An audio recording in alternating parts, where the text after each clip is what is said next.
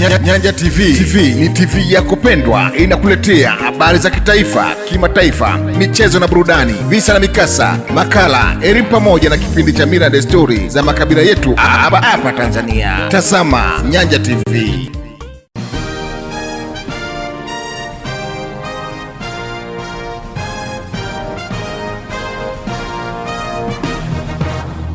Nyanja TV, habari.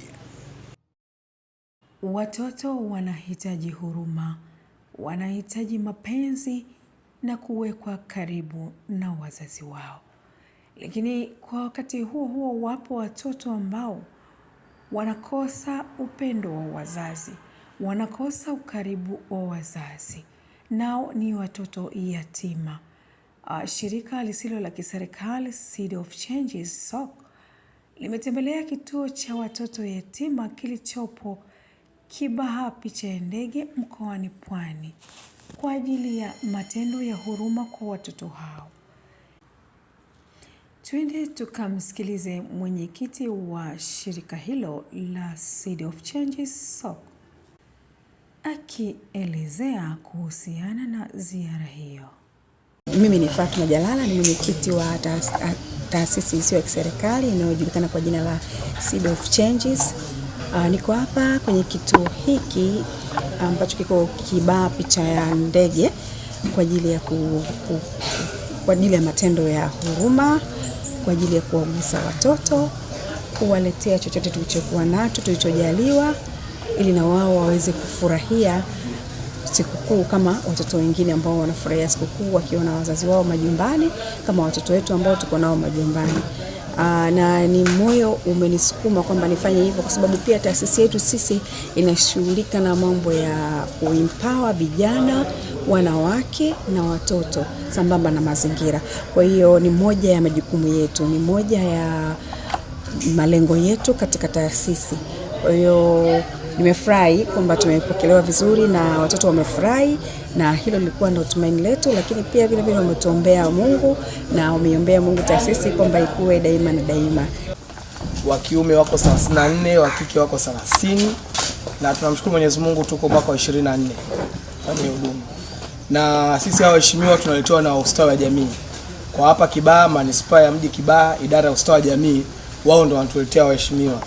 Na kuna makundi ya aina 3. Kundi la kwanza ni yatima mazingira magumu. Unakuta baba na mama ameshafariki, lakini kuna mjomba, shangazi, bibi, nako kuna changamoto. Wengine ulemavu wa akili, wengine ulemavu wa viungo. Kwa hiyo ustawi jamii wakijiridhisha wanatuletea. Na kundi la pili, watoto waliotupwa. Umjui baba, umjui mama. Na kundi la 3 ni mazingira magumu. Mtoto ana jamii yote, lakini wanafanywa matendo ya kikatili kinyume na haki za binadamu au haki za watoto. Kwa hiyo ustawi jamii wao kujiridhisha wanatuletea.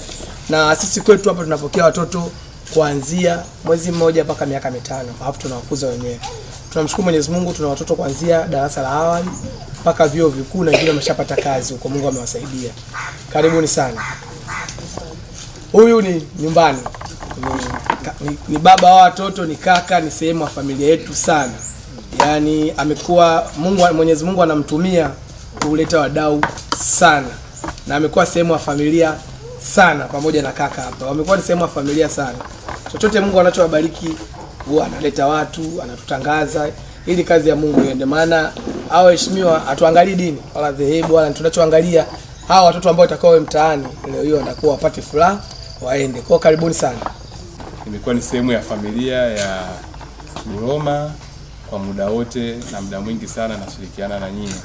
Lakini leo nimekuja tena na wageni wengine ambao ni ndugu zetu, na wao waliguswa kwa upande fulani, wakaona kwa njia moja au nyingine waje kushare na sisi kile walichojaliwa na Mwenyezi Mungu. Nadhani utambulisho wangu labda wageni ndio wanaanza wakawa wanitambui. Mimi naitwa Abubakari Matumla, ni mwenyekiti wa serikali ya mtaa. Hata ujio wangu kidogo tumechelewa, niko na majukumu mengine. Sasa fikini sehemu fulani tutakuja tuko maelekezo hizo. Lakini Mungu bariki, nimekuja na boda na nimeweza kujumuika na nyinyi. Niseme karibuni sana Kibaha. Karibuni sana katika kituo chetu hiki pendwa. Mara yetu ya kwanza kuja hapa, lakini itakuwa imefungua njia kwa wengine kuja na kuwaona, kuwaletea vitu ambavyo vitawasupport katika elimu zenu. Nimefurahi kuona kwamba kuna watu baadaye wakiwa wakubwa watatamani kuwa kama mimi, kutetea haki za watoto. Si ndio? Si wote tunatamani tu hivyo. Nimefurahi sana kusikia hivyo. Nimefurahi kwa ukaribisho wenu. Tutakuja tena, tutakuwa na nyie pamoja. Asanteni sana. Tunashukuru sana kwa kutukaribisha kufika hapa. Tunashukuru na tumeamua tuje kama surprise ili hata nyie na pia mpate moyo, mjue na nyie wenyewe mtafanikiwa. Na dunia haishi sasa hivi, endeni kupeana moyo na msaidiane. Tuwaletee kidogo ambacho tulikuwa nacho ili tuwape moyo, mfurahie kama sisi, muone kama